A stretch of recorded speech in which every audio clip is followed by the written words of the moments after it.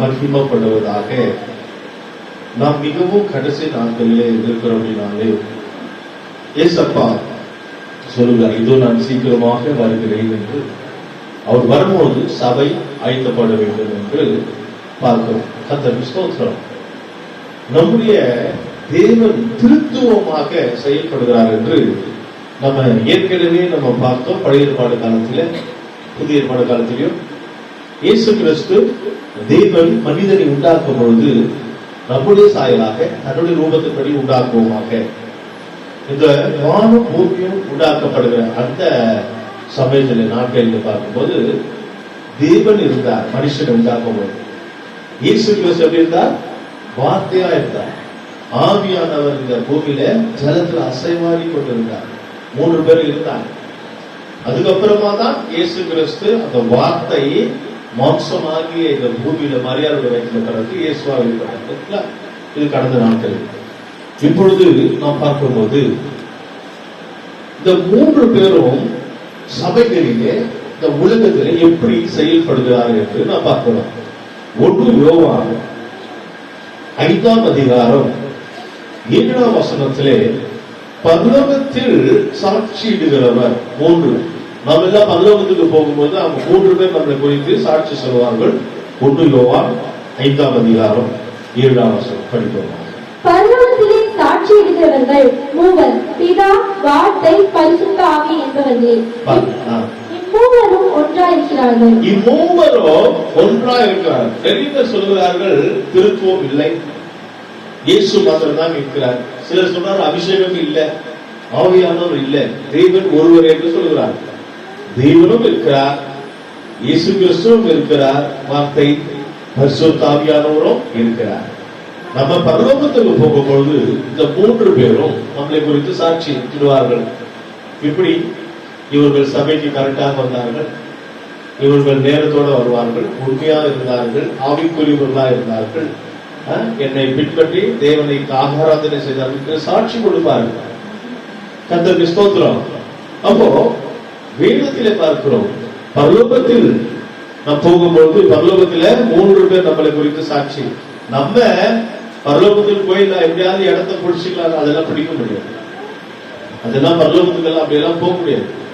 அங்கே 3 பேரும் நமக்கு சாட்சியா இருப்பார். அவர்கள் சொன்னாதான் விலகிக் கொள்ள வேண்டும். அடுத்ததாக அப்போஸ்தலர் 1ஆம் அதிகாரம் 8ஆம் வசனத்திலே அங்கு சொல்லப்பட்டுள்ளது, எருசலேம், யூதா, சமரியாவிலும் பூமியின் கடைசி பரியந்தமும் சாட்சிகளார். அது பரலோகத்துல. இந்த பூமியில நம்ம வாழ்கிறோம், நாம் 3 இடங்களிலே சாட்சியாக இருக்க வேண்டும். அப்போஸ்தலர் 1ஆம் அதிகாரம் 8ஆம் வசனம் படிங்க. பரிசுத்த ஆவி உங்களிடத்தில் வரும்போது நீங்கள் பலனடைந்து எருசலேமிலும் யூதேயா முழுவதிலும் சமாரியாவிலும் பூமியின் கடைசி பரியந்தமும் எனக்கு சாட்சிகளாய் இருப்பீர்கள் என்றார். ஆமென். நீங்கள் மனம் திரும்பி ஞானஸ்நானம் பெற்று விசுவாசிகளாய் சபையில மாறும் பொழுது, ஞானஸ்நானம் எடுக்கும் போது சபையில அங்கத்தினராக விசுவாசியா மாறணும். அப்பொழுது பரிசுத்த ஆவி உங்க மேல வந்து வருவார். கடவுளே, தேவனே உங்க மேல வந்து இறங்கி வருவார். பரிசுத்த ஆவி உங்கள் மேல வந்து இறக்கும் பொழுது நீங்கள் 3 இடத்துல சாட்சிகளா இருக்கிறீர்கள். இங்கே எருசலேமில சாட்சியாக இருக்கிறீர்கள். கர்த்தருக்கு ஸ்தோத்திரம். 2வது யூதேயாவிலும் சாட்சிகளா இருக்கிறீர்கள். 3வது சமரியாவிலும் சாட்சிகள். இந்த 3 எதை காட்டுகிறது சொன்னால், நம்முடைய சபையில எருசலேம் சொன்னா சபையிலே சாட்சிகளா இருக்க வேண்டும். தேவனுடைய பிள்ளைகள், சபை விசுவாசிகள், கர்த்தருடைய பிள்ளைகள் சபையில சாட்சியா இருக்க வேண்டும். நம்மளை பார்த்தால் சபையில ஊழியக்காரங்க, விசுவாசிங்க, ஜனங்கள் அவர்கள் சாட்சி சொல்லணும். பரவாயில்ல, இவங்க கரெக்டா சபைக்கு, உங்க பக்கத்து வீட்டுக்காரர் சொல்லுவாங்க அவங்க கரெக்டா சபைக்கு போயிடுவாங்க. உங்க தெருவுல சொல்லுவாங்க அவங்க கரெக்டா பைபிள் எடுத்துட்டு போயிடுவாங்க. அப்போ உங்க சபையில சொல்லுவாங்க, சபையில இப்ப நீங்க இங்க வர இந்த சபையில நீங்கள் சாட்சிகளா இருக்க வேண்டும். அவங்க கரெக்டா வருவாங்க, கரெக்டா போவாங்க என்று நாம் பார்க்கிறோம். கர்த்தருக்கு ஸ்தோத்திரம். முதலாவதாக எருசலேமிலே சாட்சியாக இருக்க வேண்டும். 2வது யூதேயாவிலே சாட்சியாக இருக்க வேண்டும். யூதர்கள் மத்தியிலே நம்ம வீட்டுல சாட்சியா இருக்க வேண்டும். நம்ம வீட்டு வழியில நம்மை குறித்து நம்முடைய தாய் தகவல் நமக்கு சாட்சி சொல்ல வேண்டும். என் பொண்ணு என் பையன் அவங்க தேவ பயத்தோட ஜீவிப்பாங்க. உங்க தாய் தகவல் உங்களை குறித்து சாட்சி சொல்ல வேண்டும். உங்க தாத்தா பாட்டி உங்களை குறித்து சாட்சி சொல்ல வேண்டும். உங்க புருஷன் உங்க கணவன் உங்களை பார்த்து சாட்சி சொல்ல வேண்டும். உங்க மனைவி உங்களை பார்த்து சாட்சி சொல்ல வேண்டும். உங்க பிள்ளைகள் உங்களை குறித்து சாட்சிகள் சொல்லும். உங்க வீட்டுல சாட்சி, எங்க அம்மா நல்லா ஜெபிப்பாங்க, எங்க அப்பா கரெக்டா போயிடுவாரு சபைக்கு, என்ன கஷ்டமா இருந்தாலும் போயிடுவாங்க, ஆண்டவருக்கு உண்மையா இருப்பாங்க, சாட்சிகளாக இருக்க வேண்டும். கர்த்தருக்கு ஸ்தோத்திரம். சில நேரங்களில் பார்த்தீங்கன்னா வீடுகளிலே விசிட்டிங் போகும்போது மற்ற நேரத்தில் இந்த காணிக்கை தசமமா கொடுக்கும்போது பிள்ளைகளை வச்சு குடும்பத்தமா நின்று கொடுப்பாங்க. ஏன் தெரியுமா? அந்த பிள்ளைங்களுக்கு ஒண்ணும் தெரியாது. ஆனா ஒரு காலத்துல அந்த பிள்ளைங்க சாட்சி சொல்லும், எங்க அப்பா அம்மா வீட்டுக்கு வந்தா காணிக்கை கொடுக்குறோம். அப்ப அந்த பிள்ளைங்க வளர்ந்து நாளைக்கு கல்யாணம் ஆகி பெரிய ஆள் ஆகும்போது எங்க அப்பா கொடுத்தாரு, எங்க அம்மா கொடுத்தாரு, நான் கூட ஆர்டர் கொடுப்பேன் அந்த மனது வரும். அப்போ உங்க பிள்ளைங்க உங்களை குறித்து சாட்சி சொல்ல வேண்டும். அடுத்ததாக அது சொல்லப்படுங்க சமரியாவிலே சாட்சி. சமரியா சொன்னா உங்க தெருவுல சாட்சி. நீங்க இருக்கிற இடத்துல உங்க தெருவுல உங்களை குறித்து சாட்சி இருக்கா? ஊர்ல சாட்சி. நீங்க எந்த ஊர்ல இருந்தாலும், மன்னார்பேட்டையில இருந்தாலும், சென்னையில இருந்தாலும், எந்த ஊர்ல எந்த இடத்துல இருந்தாலும் ஜனங்கள் உங்களை குறித்து உங்க தெருவுல உங்க ஊர்ல சாட்சி சொல்ல வேண்டும். அவர் எப்படி தெரியுமா குடிச்சிட்டு இருப்பாரு, அவர் எப்படி சிகரெட் குடிச்சிட்டு இருப்பாரு, அவர் எப்படி தெரியுமா சண்டை போட்டுட்டு இருந்தாரு, எப்படி தெரியுமா அசிங்கமா பேசிட்டு இருந்தாரு, இன்றைக்கு அவர் பைபிள் எடுத்துட்டு சபைக்கு போனார் என்று உங்க வீட்டுல இல்ல ஊர்ல சாட்சி. கைகளை தட்டி ஆண்டனால உங்களை குறித்து உங்களை சொல்வதை கண்டித்து நம்மை குறித்து எங்கேயும் சேர்த்துக்கிறேன். நம்மை குறித்து நம்ம ஊர்ல ஜனங்கள் மத்தியில சாட்சியா இருக்கிறேன். கர்த்தருக்கு ஸ்தோத்திரம். இந்த மூன்று எந்தெந்த இடம்? எருசலேம், எருசலேம் சபை, இரண்டாவது யூதேயா நம்ம வீட்டுல, சமரியா ஊர்ல. இந்த மூன்று இடங்களிலும் சாட்சிகளாக இருக்கிறது. கர்த்தருக்கு ஸ்தோத்திரம். இந்த மூன்று இடைக்காட்டுகள்.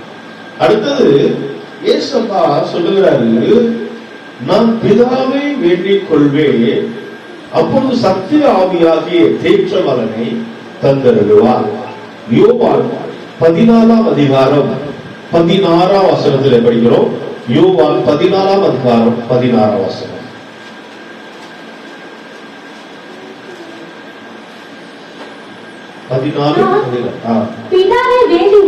பாருங்க, நான் சொல்லுகிறார். நான் என்று சொன்னா ஜீசஸ், இயேசு சொல்லுகிறார். இயேசுவாகிய நான்.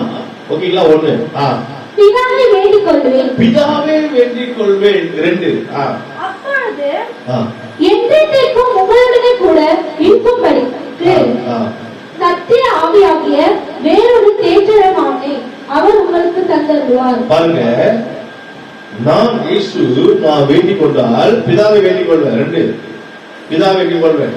ஏசப்பா சொல்ற ரெண்டாச்சா. மூன்றாவது, நான் வேண்டிக் கொண்டால் சத்திய ஆவியாகிய தேற்றவாளனை எப்போதும் உங்களோட இருந்தபடியாக வேண்டிக் கொள்வேன். அப்போ தேற்றவாளன் சத்திய ஆவியாக யாரு? பரிசுத்த ஆவியாக. அப்ப இந்த மூணு பேர் ஒன்றாக இருக்கிறாங்க இல்லையா? கர்த்தருக்கு ஸ்தோத்திரம்.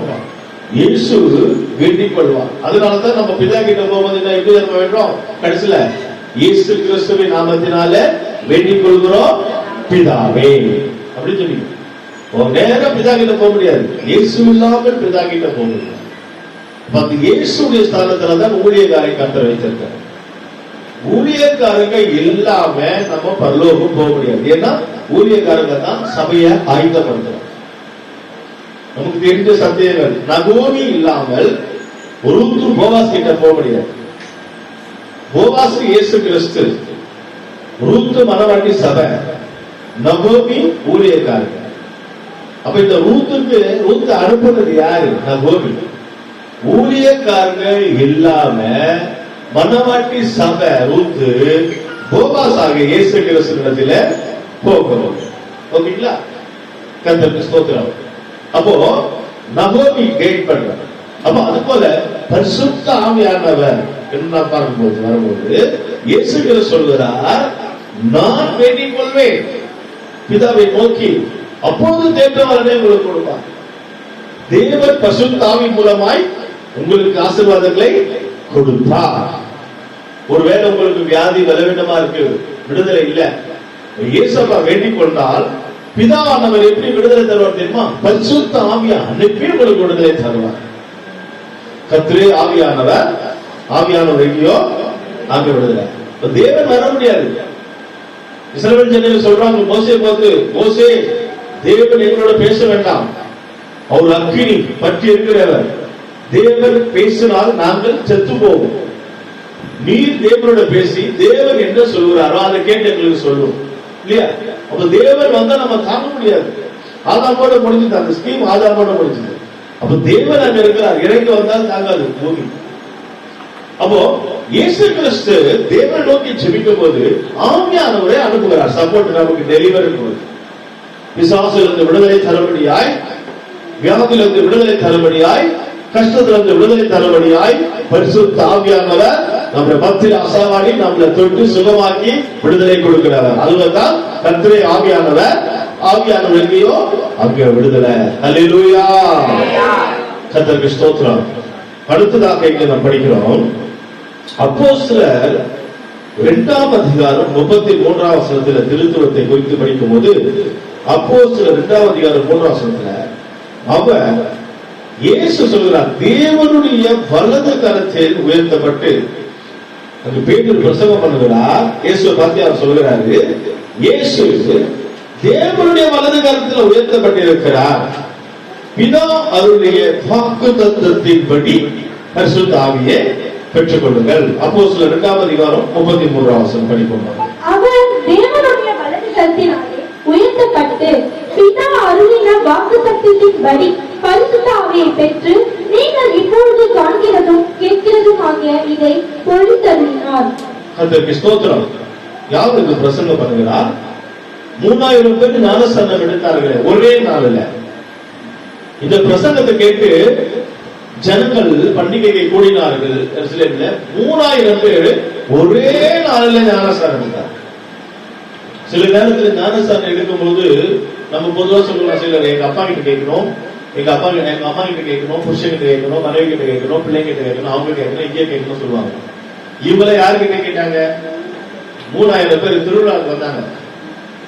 பல ஆயிரம் திருவிழாவுக்கு வந்தாங்க. திருவிழால பேதுரு பிரசங்கம் பண்ணுகிறாரு. பேதுரு சொல்கிறார், இயேசு பிதாவுடைய வலது பட்சத்துல இருக்கிறார். ரெண்டாச்சா? பிதாவுடைய வலது பட்சத்துல இயேசு இருக்கிறார்.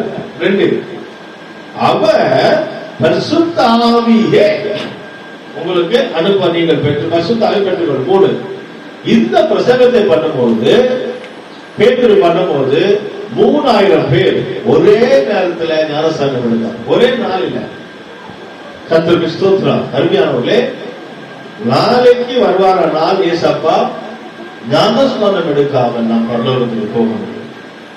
நான் எப்படி எடுத்து தெரியுமா ஞானஸ்நானத்துக்கு? நான் சபைக்கு போய் 2 ஞாயிற்றுக்கிழமை போனேன். 2 ஞாயிற்றுக்கிழமை தான் நான் சபைக்கு போனேன். 3வது ஞாயிற்றுக்கிழமை கிறிஸ்துமஸ் வந்துச்சு. அதனால்தான் இங்கேயும் எப்பவுமே கிறிஸ்துமஸ் கொடுக்குது என்ன நினைச்சேன். 3வது ஞாயிற்று கிறிஸ்துமஸ் வந்துச்சு. நான் ஞானஸ்நானம் எடுத்தேன். ஒரு 18 வயசு இருக்கும். 18 வயசுல ஞானஸ்நானம். அப்ப எல்லாம் சொன்னாங்க, 2 முறை தானே சபைக்கு போயிருக்கீங்க, நீங்க இப்ப ஞானஸ்நானம் எடுத்தா நிக்க முடியுமா? சபைக்கு கரெக்டா வருவீங்களா? விசுவாசம் எடுக்க முடியுமான்னு கேட்டேன். நான் பரவாயில்ல, நான் இருப்பேன் சொன்னேன். 18 வயசுல 2 முறை தான் சபைக்கு வந்து 3வது முறை ஞானஸ்நானம் எடுத்தேன். இன்றைக்கு வரைக்கும் ஆண்டவருடைய சமூகத்தில் நிக்க கர்த்தர் உதவிச்சார். கைகளை கட்டி ஆண்டவர் நாமத்தை மகிமைப்படுத்துவோம். ஞானஸ்நானம் எடுக்க எனக்கு 2 வாரம் தேவைப்பட்டது. ஆனா இங்கே சொல்லப்பட்ட பேதுரு பிரசங்கத்தை கேட்டு ஒரே நாளில், அங்க ஜபத்துக்கு வந்த ஒரே நாளில் எடுத்தார்கள். ஏன்னு சொன்னார், இயேசு எந்த நேரத்திலையும் வரலாம். கர்த்தருக்கு ஸ்தோத்திரம். பேதுரு சொல்கிறார், அவர் என்ன சொன்னார்? இயேசு தேவனுடைய வலது பட்சத்திலே உயர்த்தப்பட்டு 2 பிதா அவருடைய வாக்குத்தத்தத்தின்படி பரிசுத்த ஆவியை பெற்று 3 பேர் செயல்படுகிறார்கள். ஆண்டவருடைய நாமம் மகிமைப்படுவதாக. இங்க நான் பார்க்கும்போது அடுத்தது இங்க நான் பார்க்கிறோம், பிதா சத்திய ஆவியாகிய தேற்றவாளரை அப்போது என்னை குறித்து சாட்சி, பிதாவுடைய சத்திய ஆவியானவர் வரும்போது என்னை குறித்து, இயேசுவை குறித்து சாட்சி கொடுப்பார். யோவான் 15ஆம் அதிகாரம் 26ஆம் வசனம். யோவான் 15:26 இயேசுவை குறித்து பரிசுத்த ஆவி சாட்சி கொடுக்கிறாராம். படிங்க. பிதாவினிடத்திலிருந்து நான் உங்களுக்கு அனுப்ப போகிறவரும் பிதாவினிடத்திலிருந்து புறப்படுகிறவரும் ஆகிய சத்திய ஆவியான தேற்றரவாளன் வரும்போது அவர் என்னை குறித்து சாட்சி கொடுப்பார். அவர் பரிசுத்த ஆவியானவர் என்னை குறித்து, இயேசுவாகிய என்னை குறித்து சாட்சி கொடுப்பார். அப்ப அங்க பிதா அனுப்பிய பரிசுத்த ஆவியானவர் இயேசு குறித்து சாட்சி. 3 பேர் அங்க காணப்படுவார். இதை நீங்க உறுதியாய் உங்க மனதில் இறக்கணும். திருத்துவ தேவம் உண்டு. 3 பேர் இருக்காங்க. வெறும் இயேசு மாத்திரம்னா இல்ல, வெறும் தேவன் மாத்திரம் இல்ல. சிலர்தான் அபிஷேகத்தை ஆவியானவர் விசுவாசிக்க மாட்டாங்க. இந்த 3 பேரும் செயல்பட்டு கொண்டுதான் இருக்கிறாங்க. அவர் என்னை குறித்து சாட்சி கொடுப்பார், பரிசுத்த ஆவியானவர். அருமையான தேவ பிள்ளைகளே, பரிசுத்த ஆவியானவர் இயேசுவை குறித்து சாட்சி கொடுக்கிறார். அதுபோல ஆண்டவரும் நம்மளை குறித்து சாட்சி சொல்லுவார். நாம் பரலோகத்தில் போகும்போது பரிசுத்த ஆவியானவரும் சாட்சி கொடுப்பார், இயேசுவும் சாட்சி கொடுப்பார், தேவனும் சாட்சி கொடுப்பார். என்ன சாட்சி? இவங்க சபையில வந்த நாள்ல உண்மையா இருந்தாங்க, இவங்க சபைக்கு கரெக்டா வராங்க, இவ்வளவு கஷ்டத்துல எத்தனையோ பேர் விழுந்து போனாங்க, இவங்க நின்றாங்க. இதெல்லாம் குறித்து. அது மாத்திரமல்ல, நீங்க செய்கிற ஒவ்வொரு ஊழியர்கள், வேலைகள், ஒவ்வொரு காரியங்களை குறித்து ஞாபக புஸ்தகத்துல எழுதி வைக்கணும். நீங்க கொடுக்கிற காணிக்கைகள், தசமபாகங்கள் நம்ம எழுதி கொடுக்கிற இல்லையா பேப்பர்ல, இன்னாருன்னு, அதை தேவன் எந்த புஸ்தகத்துல இருந்து வரா? ஞாபக புஸ்தகம், மெமரி கார்டு. போன்ல இருக்கிற மெமரி கார்டு தான் மெமரி புஸ்தகத்தை சொல்லப்பட்டு இங்கிலீஷ்ல. போன்ல இருக்கிற மெமரி, ஒரு போட்டோ நம்ம எடுத்தோம்னா 10 வருஷமா அந்த போட்டோ இருக்கா? மொபைல்ல இருக்கா? ஒரு போட்டோ 10 வருஷம் மொபைல்ல இருக்குன்னு சொன்னா, அப்ப பரலோகத்துல எழுதுற ஞாபக புஸ்தகம் இருக்குமா இருக்காதா? கண்டிப்பா இருக்கும். சிசிடிவி கேமரால கூட யாரு வரா, யாரு வரா, அங்க எல்லாம் சொல்லப்படுது. ஓகேங்களா? என்கிட்டயே நானு 2005-6 ஒரு போட்டோ எடுத்தேன். அது இன்னும் என்கிட்ட இருக்கு. கிட்டத்தட்ட 20 வருஷமா என்கிட்ட போட்டோ இருக்கு. 1-2 போட்டோ 20 வருஷமா மொபைல் இருக்கு. அப்போ ஒரு போட்டோ 20 வருஷம் மொபைல் இருக்குதுன்னு சொன்னால், பரலோகத்துல இருக்கிற ஞாபக புஸ்தகத்தில் இருக்குமா இருக்காதா? கண்டிப்பா இருக்கும். சாட்சி கொடுக்கு. இயேசு குறித்து சாட்சி கொடுக்க பரிசுத்தார். உங்களை குறித்து ஆண்டவரே சாட்சி கொடுப்பார்.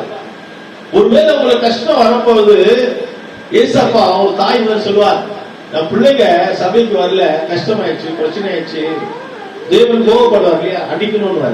ஏசப்பா சொல்லுவாங்க, விட்டுருங்க, அடுத்த வாரத்துல இருந்து கரெக்டா வந்துருவாங்க, அடுத்த முறையில இருந்து கரெக்டா வந்துருவாங்க. ஒரு தாய் சப்போர்ட் பண்ணுகிறது போல ஏசப்பா தேவனுக்கு சப்போர்ட் பண்ணுகிறார் நமக்காக.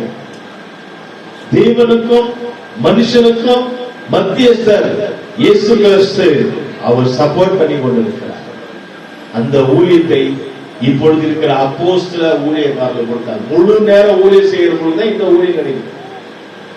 பார்ட் டைம் ஊழியம், வேலைக்கு போயிட்டு சம்பாதிச்சுட்டு அதுக்கப்புறம் ஊழியம் செய்கிறது தப்பு இல்லை. வேலைக்கு போயிட்டு ஊழியம் செய்யலாம், தப்பு இல்லை. ஆனா அப்போஸ்தலனாய் மாற முடியாது. சபையை கர்த்தருடைய வருகைக்கு கொண்டு போக முடியாது. சபையை கர்த்தருடைய வருகைக்கு கொண்டு போக முடியும். ஏசப்பா வரப்போகிறார் என்று சொல்லுகிறாங்க. சரி, எல்லாம் சபைக்கு வந்துருன்னு சொல்றாரு. விசுவாசிகள் சபைக்கு வந்துட்டாங்க. இப்ப பாஸ்டருக்கு ஊழியம் செய்யற இடத்துல, வேலை செய்யற இடத்துல ஓனர் போன் பண்ணுவாரு, பாஸ்டர் சாப் கொஞ்சம் அர்ஜென்டா வேலை வந்துட்டு போயிடுவாரு, முடிச்சுட்டு போயிடுவாங்க. அவர் சொல்லுவார், இல்ல சபையில விசுவாசிகள் வந்துட்டாங்க, லீவ் போட்டு வந்துட்டாங்க, வருகைக்கு போகணும், 10 கன்னிகைகள் எப்படி இருந்தாங்களோ வருகைக்கு போகணும். அப்போ அந்த ஓனர் அவருக்கு தெரியாது, அவன் ஏதோ ஒரு இந்தோ முஸ்லீம் அவர் சொல்ல வருகையாது இருக்காது, நீங்க வந்துட்டு ஒரு 1/2 மணி நேரத்துல முடிச்சுட்டு போக சாருவான். பாஸ்டர் போய் வேலைக்கு 1/2 மணி நேரம் முடிச்சுட்டு வரதுக்குள்ள வருகை வந்துடும், விசுவாசிகளாம் பரலோகத்துக்கு போயிடுவாரு, பாஸ்டர் கைவிடப்பட்டுவார். நடக்குமா? நடக்கும். வேலை செய்துட்டு ஊழியம் செய்யறது தப்பல்ல, செய்யலாம் பார்ட் டைம். ஆனால் அப்போஸ்தலர் தான் சபையை மேல கொண்டு போக முடியும்.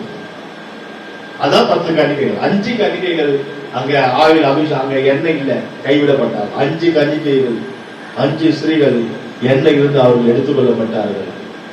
எல்லாரும் போக முடியாது. ஒரு சபை பரலோகத்துக்கு போக வேண்டும் சொன்னால் அந்த மத்தியஸ்தராக இருந்தார் இயேசு கிறிஸ்து, தேவனுக்கும் மனிதனுக்கும் மத்தியஸ்தர். அந்த ஊழியத்தை தான் அப்போஸ்தலராகிய ஊழியக்காரர்களுக்கு கொடுத்திருக்கிறார். அப்போஸ்தலர் சபைகளிலே கொடுத்திருக்கிறார். இப்ப இந்த அப்போஸ்தலர் சபையில இருக்கிற ஊழியக்காரர்கள் தான் சபையை என்ன செய்வாங்க, ஆயத்தப்படுத்துவாங்க. ஏன்னா அவங்களுக்கு வேற எந்த வேலையும் போக முடியாது. ஒரு விசுவாசி கூப்பிடுறாங்க, ஐயா வாங்க வீட்டுல ஜோம் பண்ணுங்க. அப்ப அவரு சொல்றாரு, நான் நைட் டியூட்டில இருக்கிறேன், எப்படி வர முடியும்னு சொல்ல முடியும்? என்ன பண்ண முடியும்? அவர் தேவைக்காக அவர் போறாரு, தப்பு இல்லை. ஆனால் எப்படி வர முடியும்? வர முடியாது இல்லையா? அப்ப அது போல சபை கர்த்தருடைய வரைக்கும் போகணும்னு சொன்னால், சபை பரலோகத்துக்கு போகணும்னு சொன்னால், சபைக்காக பரிந்து பேசுகிற இயேசு கிறிஸ்துவை போல ஒரு ஊழியக்காரன் வேணும் என்று சொன்னால் அவர் முழு நேரம் ஊழியக்காரனா இருக்கணும். அவன் பிரதிஷ்டை பண்ணப்பட்டு இருக்கிற எந்த வேலைக்கு போக மாட்டேன், எந்த வேலைக்கு போக மாட்டேன்.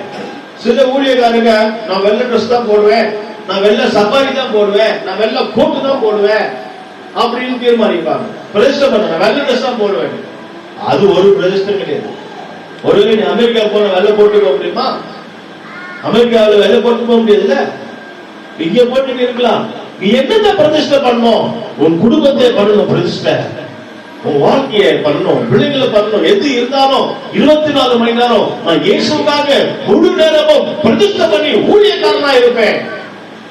ஜனங்களுக்காக தேவனிடத்துல பிரித்து பேசி கொண்டே இருப்பேன். கர்த்தருக்கு ஸ்தோத்திரம். அருமையானவர்களே, அது போலதான் சில நேரத்துல ஊழியக்காரர்கள் விசுவாசிகள் அப்படியே அட்ஜஸ்ட் பண்ணி போவாங்க. சரி திருந்துவாங்க, சரி வந்துருவாங்க, 2 வாரம் வரல பரவாயில்ல வந்துருவாங்க. ஊழியக்காரங்க ஏன் தெரியுமா? அந்த இயேசுட இருக்கிற இடத்துல இருக்கிறாங்க ஊழியக்காரர். அதனால தான் ஊழியக்காரர் அட்ஜஸ்ட் பண்ண. சரி அடுத்த மாசத்துல இருந்து சரியாயிடுவாங்க, அடுத்த வாரத்துல இருந்து அவங்க சரியாயிடுவாங்க, அவங்க வெயிட் பண்ணிட்டே இருப்பாங்க. சில ஊழியக்காரர் அட்ஜஸ்ட் பண்ணணும், அதை பத்தி எனக்கு தெரியாது. இந்த இடத்துலதான் ஒரு சபை இருக்கு. 9 மணிக்குன்னா கரெக்டா 9 மணிக்கு வரணும். 10 மணிக்கு கேட்டு சாத்திடுவாங்க. 10 மணிக்கு வரவங்க அப்படியே வெளியே போயிடணும். அவங்க போயிடணும், அவ்வளவுதான். கேட்டு சாத்திடுவோம், லாக் பண்ணிடுவோம், கூட்டு 10 மணிக்குள்ள வந்துடணும். இருந்தாங்க, அதை பத்தி எனக்கு நான் சொல்லல. ஆனால் சில ஊழியக்காரர்கள் உங்களுக்காக சபைக்காக பரிந்து பேசிக் கொண்டே இருக்காங்க. நாளைக்கு வந்துருவாங்க சீக்கிரம், அவங்க அடுத்த மாசத்துல சரியாயிடுவாங்க, அவங்க அடுத்த வாரத்துல முன்னேறிடுவாங்க என்று ஊழியக்காரர்கள் இயேசு இருக்கிற இடத்துல பரிந்து பேசிக் கொண்டிருக்கிறார்கள். உங்களை குறித்து சாட்சியம் சொல்கிறார்கள். ஹல்லேலூயா, கர்த்தருக்கு ஸ்தோத்திரம். இங்கே கொரிந்தியர்ல பார்க்கும்போது பவுல் ஜெபம் பண்ணி ஆசீர்வாதம் போடுகிறார் சபையில. நம்ம கூட ஆசீர்வாதம் சபையில போடுகிறோம். நீங்க நோட் பண்ணிருந்தீங்களா? இங்க பவுல் சொல்லிக் கொடுக்கிறார் சபைகளுக்கு. 2 கொரிந்தியர் 13ஆம் அதிகாரம் 14ஆம் வசனத்துல 13-14 பவுல் ஆசீர்வாதம் கூறுகிறார். இயேசு கிறிஸ்துவினுடைய கிருபையும் தேவனுடைய அன்பும் பரிசுத்த ஆவியினுடைய ஐக்கியமும், இந்த 3 பேரை மென்ஷன் பண்ணி தான் ஆசீர்வாதம் போடுறாங்க. இயேசு நாமத்தினால மட்டும் சொல்லல, தேவனும் சொல்லுங்க. 3 பேரை மென்ஷன் பண்ணாங்க. 2 கொரிந்தியர் 13ஆம் அதிகாரம் 14ஆம் வசனம் படிமா. கர்த்தராகிய இயேசு கிறிஸ்துவுடைய கிருபையும் தேவனுடைய அன்பும் பரிசுத்த ஆவியினுடைய ஐக்கியமும் உங்கள் அனைவரோடும் கூட இருப்பதாக. ஆமென். ஆமென். கர்த்தருக்கு ஸ்தோத்திரம். பவுல் சபைகளுக்கு ஆசீர்வாதம் போடுகிறார். அந்த ஆசீர்வாதம் தான் இன்றைக்கு முழு உலகத்திலும் இந்த ஆசீர்வாதம் போடுகிறார்கள். பைபிளை பின்பற்றி பவுல் கூறினது போல எப்படிப்பட்ட ஆசீர்வாதங்கள் அங்கு சொல்லப்பட்டு, கர்த்தராகிய இயேசு கிறிஸ்துவினுடைய கிருபையும். இயேசு வழியா தான் போனோம். நான் தான் வழி. இயேசு வழியில இயேசு விட்டு எங்க போக முடியாது. இயேசு தான் ஸ்டார்ட். இயேசு அப்பாவுடைய நிர்வாகம் சொல்லி கிறிஸ்துவனுடைய இயேசு கிறிஸ்துவனுடைய கிருபையும், 2வது தேவனுடைய அன்பு, 3வது பரிசுத்த ஆவியினுடைய ஐக்கியம். பரிசுத்த ஆவியுடைய ஐக்கியம், சபையுடைய ஐக்கியம் இருக்கணும். பெரியமானவர்களே, எந்த ஒரு விஷயம் நல்லது கெட்டது, திருமணம் மாத்திரமல்ல, ஒரு சாவா இருந்தாலும் சரி, திருமணமா இருந்தாலும் சரி, சபையில எந்த ஜபம் வச்சாலும் சரி, என்ன வச்சாலும் சரி, சுத்திகரிப்பு கூட்டமா, பாஸ்டிங் முறையா, என்னவா இருந்தாலும் நீங்கள் கலந்து கொள்ள வேண்டும். இந்த வருஷத்திற்கு கடைசியில் ஒரு ஐக்கியம், சபையினுடைய ஐக்கியம் இருக்கணும். கர்த்தருக்கு ஸ்தோத்திரம். அருமையானவர்களே, சபையின் மூலமா ஐக்கியம். நீங்க தனிப்பட்ட விஷயத்துல ஐக்கியம் வச்சுக்க கூடாது. சபை வரவங்க தனிப்பட்ட விஷயத்துல அப்படியே ஜோடி ஜோடியா எங்க ரோட்ல பேசிட்டு இருப்பாங்க. அப்புறம் என்னாச்சு? நான் வரலையே, பாஸ்டர் என்ன தேடினாரா? நான் வரலையே, பாஸ்டர் என்ன பார்த்தாரா? நான் வரலையே, பாஸ்டர் என்ன விசாரிச்சாரா? நீ ரோட்ல நின்று அங்கே நின்றெல்லாம் இந்த ஐக்கியம் வச்சு கூடாது. டைரக்டாவே பாஸ்டருக்கு போன் பண்ணி, பாஸ்டர் நான் வரல, சொல்ல முடியல, என்ன பாத்தீங்களா, வரல பாஸ்டர், அடுத்த வாரத்துக்கு இப்படி டைரக்டா வச்சுக்கணும். சபையில வச்சுக்கணும் ஐக்கியம். சபை காரியத்தை சபையில வச்சுக்கணும். உங்க பர்சனலா ஏதாவது சில விஷயம் பேசணும், வேலை விஷயம் பேசணும், நீங்க பேசுறது தப்பு இல்லை. ரோட்ல இல்ல, எங்க வேணாலும் இருந்து பேசலாம், ரயில்வே ஸ்டேஷன்ல இருந்து பேசலாம். அது உங்க விஷயத்தை பேசுனீங்கன்னா, சபை விஷயம் பேசுறீங்கன்னா சபையில தான் பேசணும். சபை விஷயம் பேசுறீங்கன்னா சபையில தான் பேசணும். சபை விஷயத்த நம்ம ரோட்ல எல்லாம் நீங்க ஜபம் இருக்கான்னு கேட்கலாம், அது தப்பு இல்ல. இந்த காரியம் கேட்க கூடாது. நான் வரல, என்ன யாராவது விசாரிச்சாங்களா? நீ தான் சொல்லணும் நான் வரல, உன் கதையை நீ தான் சொல்லணும் இல்லையா? அப்ப யார் விசாரிப்பாங்க?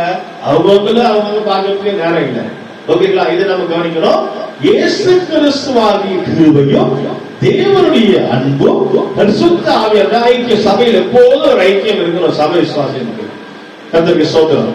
அடுத்ததாக இவங்க பிதா குமாரன் பரிசுத்த ஆவியானவர் சேர்ந்து மனுஷனை உண்டாக்குறாங்க இல்லையா? மனிதனை எப்படி உண்டாக்குறாங்க தெரியுமா? நம்ம எப்படியா இருக்கிறோம் தெரியுமா? நம்ம கூட திருத்துவமாக இருக்கிறோம்.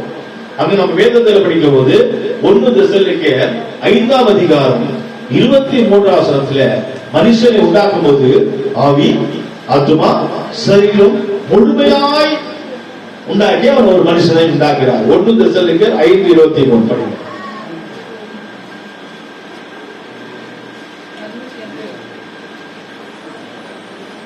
1 தெசலோனிக்கேயர் 5:23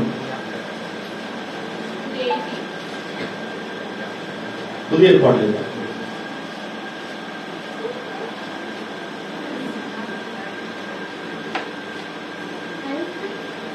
5:23 சமாதானத்தின் தேவன் தாமே உங்களை முற்றிலும் பரிசுத்தமாக்குவாராக. உங்கள் ஆவி, ஆத்மா, சரீரம் முழுவதும் நம்முடைய கர்த்தராகிய இயேசு கிறிஸ்து வரும்போது குற்றமற்றதா இருக்கும்படி காக்கப்படுவதாக. சமாதானத்தின் தேவன் வரும்போது சபையை சேர்த்துக்கொள்ள வருகிறார். அப்போ ஒரு மனிதனுக்கு என்ன இருக்கு? ஆவி, ஆத்மா, சரீரம். இந்த மூணுலும் பரிசுத்தமா இருக்கணுமா? சிலர் சரீரத்துல பரிசுத்தமா இருப்பாங்க, ஆனா சிந்தனை எண்ணங்களில் அசுத்தமாவே நினைப்பாங்க, மற்றவங்கள தப்பாவே நினைப்பாங்க, மற்றவங்கள தப்பாவே பேசுவாங்க. ஆனா சரீரத்துல பிரைஸ் தி லார்ட், சோதரா, பிரதர், சிஸ்டர் எல்லாம் நல்லா பேசுவாங்க.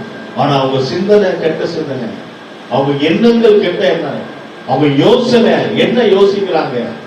இந்த மூன்று விஷயத்துல பரிசுத்தமா இருக்கணும் மனுஷனுக்கு. ஆவி, ஆத்மா, சரீரம். அப்ப மனிதனுடைய ஆவி இங்க இருக்கு, சிந்தையில. மனிதனுடைய ஆவி இங்க இருக்கு, சிந்தையில இருக்கு. அப்ப சிந்தையில முதலிய நல்ல ஒரு எண்ணங்கள் இருக்கணும், சிந்தை இருக்கணும். யார் என்ன சொன்னாலும் நம்ம அந்த சீக்கிரம் கேட்க கூடாது. நம்ம பார்த்ததான் நம்ம நம்பணும், நம்ம கண்ணில் பார்த்ததான் நம்பணும். யாரும் ஏதாவது போற வழியும் ஒன்று சொல்லிட்டு போவாங்க, அதெல்லாம் யோசிக்க கூடாது. அப்ப நம்மளுடைய சிந்தனை கரெக்டா இருக்கும். நம்முடைய எண்ணங்கள், சிந்தனை, சிந்திக்கிறது. என்னத்தை சிந்திக்கிறீங்க? என்னத்தை சிந்திக்கிறீங்க? இந்த டிசம்பர் மாதம் கடைசியில் நம்ம என்ன சிந்திக்கிறோம்? அந்த சிந்தனை பரிசுத்தமாக இருக்க வேண்டும். இரண்டாவது ஆத்துமா, ஆத்துமா பரிசுத்தமாக இருக்க வேண்டும். ஆத்துமா தான் நம்முடைய தில், இறுதி ஹார்ட். அங்கதான் அன்பு, லவ். நீங்க பார்த்திருப்பீங்க, அந்த லவ் பண்றவங்களுக்கு முதல்ல வந்து ஹார்ட் தான் கொடுப்பாங்க. ஹார்ட் லவ் பண்ற, அதுக்கு அர்த்தம் தான் நான் உங்களை நேசிக்கிறேன், அந்த ஹார்ட். கர்த்தருக்கு ஸ்தோத்திரம். அப்ப அப்படி சொல்லுவாங்க, லவ் பண்ணும்போது சொல்லுவாங்க. அப்புறம் அது கடைசி வரைக்கும் ஹார்ட் கொடுப்பாங்கன்னு தெரியாது, அது எனக்கு தெரியாது. ஏன்னா கடைசி வரைக்கும் கொடுக்குறாங்க, ஆனா அது ஹார்ட். ஏன்னா அந்த ஹார்ட்ல தான், அந்த இருதயத்துல தான் அன்பு இருக்கு. அன்பு எங்க இருக்கு? இங்க, இங்க இருதயத்துல இருக்கு. அதான். ஓகேங்களா? அப்போ மனிதனை ஆத்துமா பரிசுத்தமாய் இருக்க வேண்டும். அவனுடைய ஆத்துமா, விசுவாசம் எங்க இருக்கு தெரியுமா? இருதயத்துல. விசுவாசம், அன்பு, இதெல்லாம் நமக்கு பரிசுத்தமாய் இருக்க வேண்டும். மூன்றாவதாக சரீரம். நம்ம கண்ணு, காது, மூக்கு, வாய், இந்த கழுத்துல இருந்து 2 கை கால் உடம்பெல்லாம் மெய் என்று நம்ம பார்க்கிறோம். இந்த 5 பரிசுத்தமாய் இருக்க வேண்டும். கர்த்தருக்கு ஸ்தோத்திரம். பாருங்க, நம்ம வாலிப பிள்ளைங்களாம் பாத்தீங்கன்னா இரவெல்லாம் மொபைல் பார்த்துட்டே இருப்பாங்க. மொபைல்ல என்ன வருதுன்னு உங்களுக்கே தெரியும். பிள்ளைங்க படிக்கிறது பாக்குறாங்க மொபைல், அது வேற விஷயம். எல்லாம் படிப்பு சம்பந்தமா மொபைல்ல வருது வேற விஷயம். சும்மா அந்த மோஜி பாக்குறது, இத எதோ பாக்குறதெல்லாம் நீங்க பிள்ளைங்க கிட்ட கொடுத்தீங்கன்னா அந்த மொபைல்ல என்ன பேசுறாங்களோ அதுதான் உங்க பிள்ளைங்க பேசும். உங்க பிள்ளைங்களுடைய வாயில ஒரு வசனம் வராது, ஒரு வசனம் கூட வராது. நிறைய பேர் அப்படிதான் இந்த நாட்கள்ல பாருங்க. நிறைய பேர் சத்தியம் இல்ல. நம்ம எவ்வளவுதான் வளர்த்தாலும், எத்தனை வருஷமா சபையில வச்சு வளர்க்கிறோம். சிலரை 8 வருஷமா சிலர் வராங்க, 7 வருஷமா வராங்க. எத்தனை முறை வளர்த்தாலும் இந்த மொபைல் அப்பப்ப மாத்திக்கிறாங்க. மொபைல் என்ன செய்யறாங்க? மாத்திக்கிறாங்க. சரி, மொபைலோட முடிஞ்சா லவ் பண்ற பொண்ணையே மாத்திக்கிறாங்க. லவ் பண்ற பொண்ணையும் திடீர்னு பார்த்தா ஒரு பொண்ணை ஒருத்தன் வச்சிருக்கான் போட்டோல. சரி பரவாயில்ல, ஏதோ லவ் பண்ணி கல்யாணம் பண்ணி விடு, நம்ம ஜாப் பண்ணி விடுவோம். ஒரு ஆத்மா வந்துச்சு, சரி நம்ம அப்படியாவது அப்படி சொல்லக்கூடாது, தப்பு. இருந்தாலும் சும்மா சொல்றேன், ஆன்லைன்ல போயிட்டு கர்த்தருக்கு ஸ்தோத்திரம். ஆனால் ஏதோ ஒரு பொண்ணை லவ் பண்றான், ஓகே. அப்புறம் 6 மாசத்துல பார்த்தா இன்னொரு ஒரு பொண்ணை வச்சிருக்கான். அந்த பொண்ணை கைட்டு விட்டு அடுத்த ஒரு பொண்ணை வச்சிருக்கான். இன்னும் அதுக்குள்ள ஆள் மாறிடுச்சு. இப்ப மொபைல மாத்துற மாதிரி பொண்ணை மாத்துறான், பொண்ணை மாத்துற மாதிரி பையனை மாத்துறாங்க. பொண்ணதான் மாத்துறாங்க, பையனதான் மாத்துறாங்கன்னா சபையை மாத்துக்கிறாங்க. திடீர்னு வராங்க, அப்புறம் பார்த்தா வேற எங்க போறாங்க. ஒண்ணுமே கண்டே பிடிக்க முடியல. கர்த்தருக்கு ஸ்தோத்திரம். அருமையானவர்களே, நம்ம வந்துட்டோமா, சபைக்கு வந்துட்டோமா, கட்டிசு வரைக்கும் நிக்கணும், ஆண்டவருக்காக நிக்கணும்.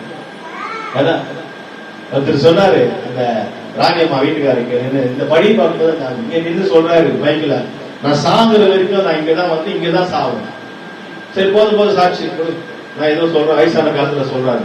உண்மையாவே சாதிச்சுட்டாங்க, உண்மையாக சாதிச்சுட்டாரு. கடைசி வரைக்கும், சாகுற வரைக்கும் கடைசியில வந்தாரு. உயிர் போகும்போது அந்த அரிலால வச்சிருக்காங்க ஐசி வார்டுல. கடைசி ஸ்டேஜ் என்கிட்ட சொன்னாங்க, நானும் மாஸ்டர் அம்மா போனோம். போயிட்டு அவர் நெத்திலையும் அவர் நெஞ்சிலையும் ஜெபம் பண்ணி, ஆண்டவரே உங்களுக்கு சித்தமானால்.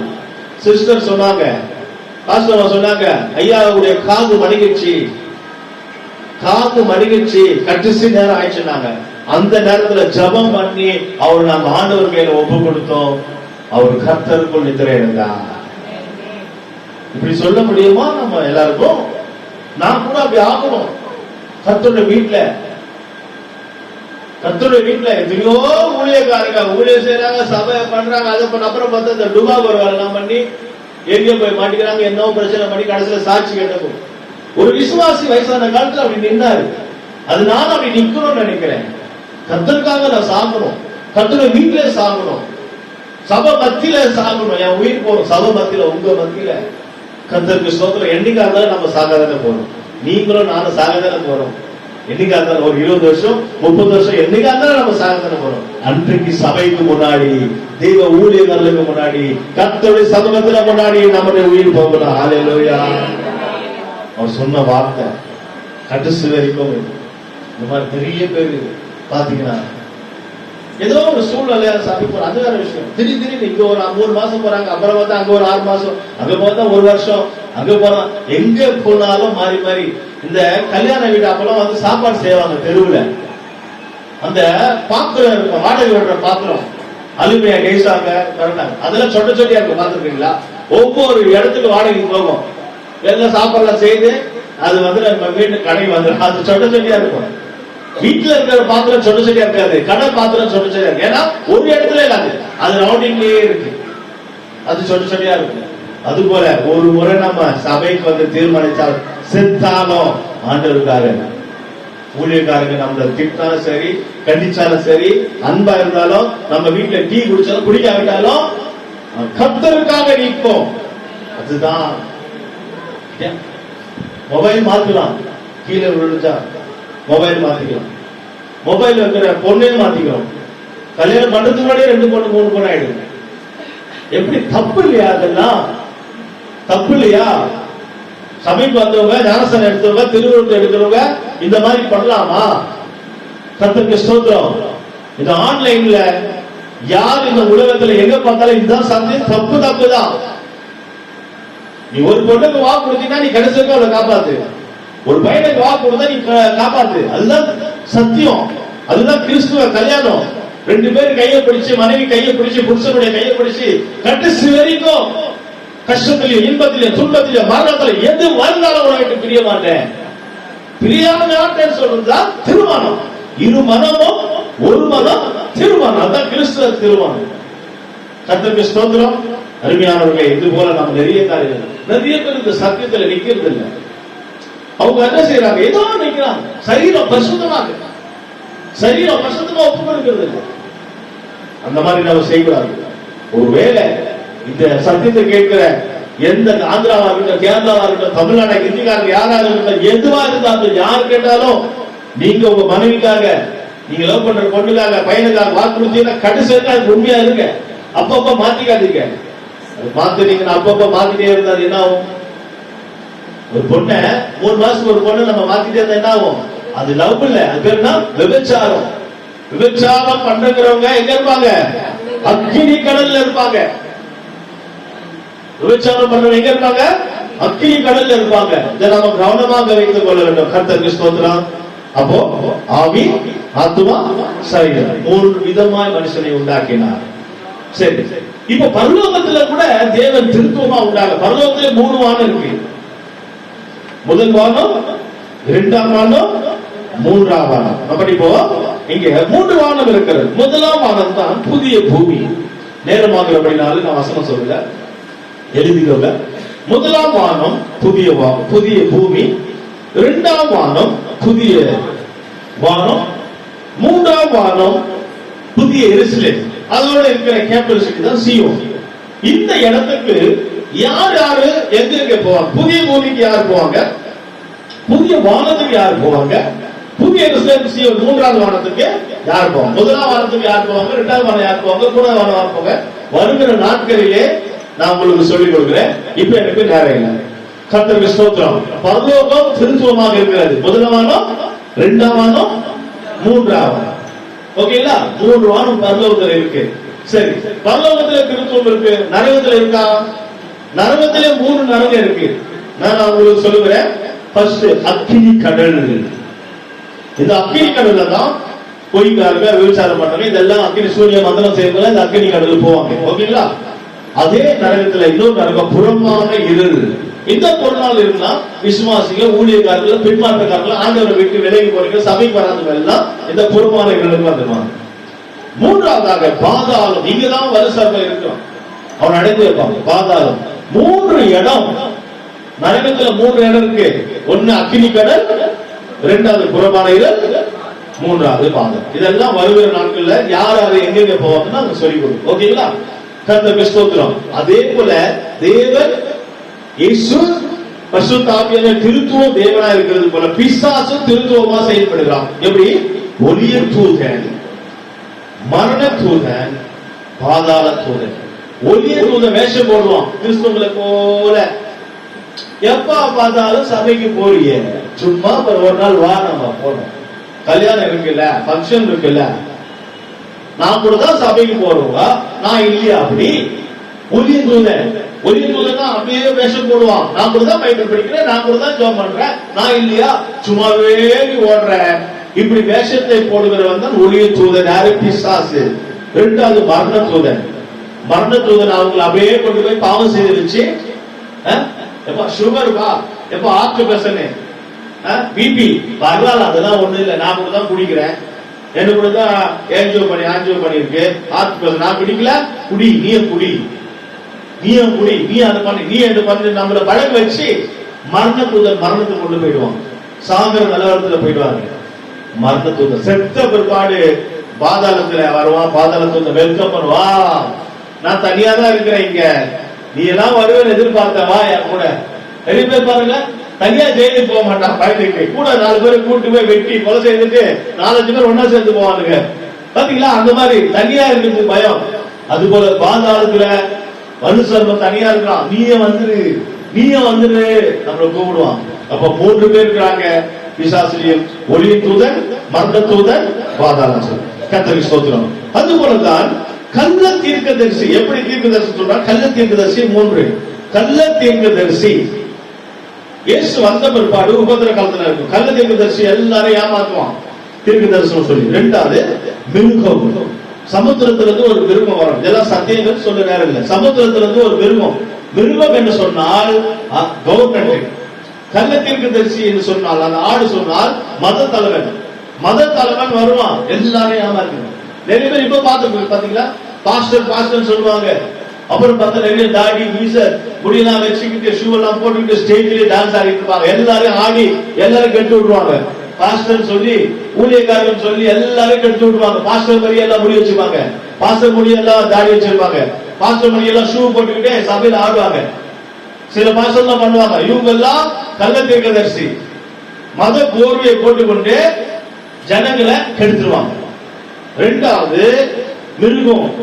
இது அரசாங்கம். சமுத்திரத்துல வந்த ரோம் ராஜ்யம் உடனே சமுத்திரத்துல போய்விட்டது. ஏசாப்பா இருக்கு அந்த காலத்துல.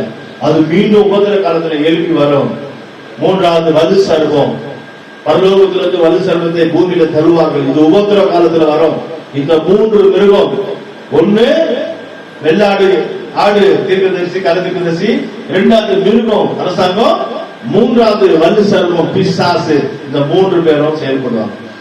மோசே காலத்துல ஆண்டவர் கூடாரத்தை உண்டாக்குனாங்க இல்லையா, அங்க பாருங்க, அங்க ஆசாரி கூடாரம் டேபர்னக்கிள் சொல்லுவாங்க. அங்க பாருங்க மூன்று இருக்கும்.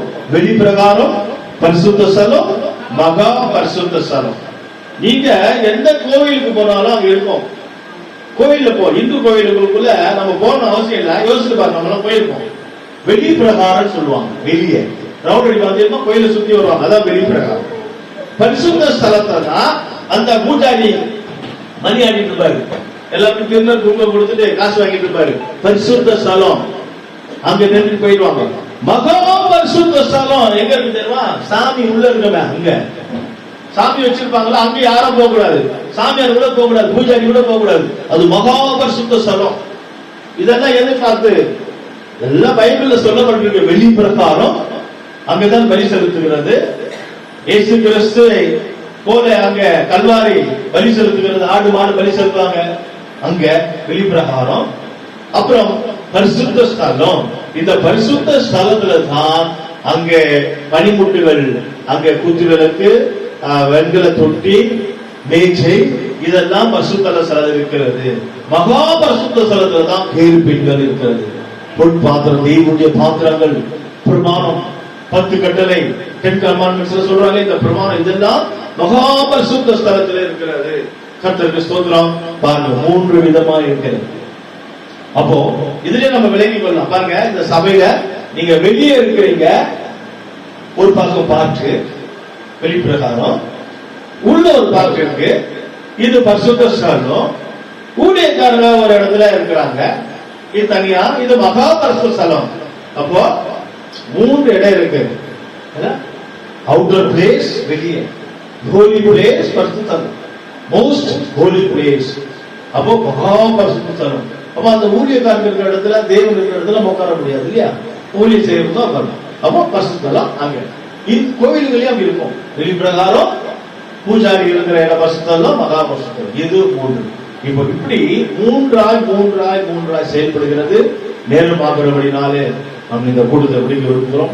இது ஆழமான சத்தியங்கள். அருமையானவர்கள், ஏதோ சபைக்கு வந்தமா போனமா அல்ல. சபைக்கு வந்தமா, சத்தியத்தை கேட்டமா, சத்தியத்தை அறிவீர்கள், சத்தியம் உங்களை விடுதலையாக்கும். 30 வருஷம் 40 வருஷம் சபைக்கு போவோம், ஜெபிக்க தெரியாது, ஒரு பாட்டு பாட தெரியாது, ஒரு ஜெபம் பண்ண தெரியாது, சத்தியத்துக்காக நிக்க தெரியாது. அப்படி இல்ல, 4 நாள் ஆனாலும் சரி, 4 மாசத்துல ஜெபிக்க தயாராகணும், 4 மாசத்துல சத்தியத்துக்காக நிக்க தயாராகணும், 4 மாசத்துல சபையில ஒரு தூணாக மாறணும். கர்த்தர் சபையை உங்களை கொண்டுதான் கட்ட போகிறார். கண்களை மூடுவோமாக. சபையை உங்களை கொண்டுதான் கட்ட போகிறார். உங்களை கொண்டுதான் ஆண்டவர் பெரிய காரியங்களை செய்ய போகிறார். உங்களை கொண்டுதான் தேவன் ஊழியக்காரர்களாக மாற்றி இருக்கிறார். நம்ம எழுப்பி நிற்போமாக. கர்த்தருடைய சமூகத்தில் எழுப்பி நிற்போமாக. ஆண்டவருடைய சமூகத்தில் பரிசுத்த ஆவியானவருக்கு நாம் இடம் கொடுப்போமாக. ஆண்டவர்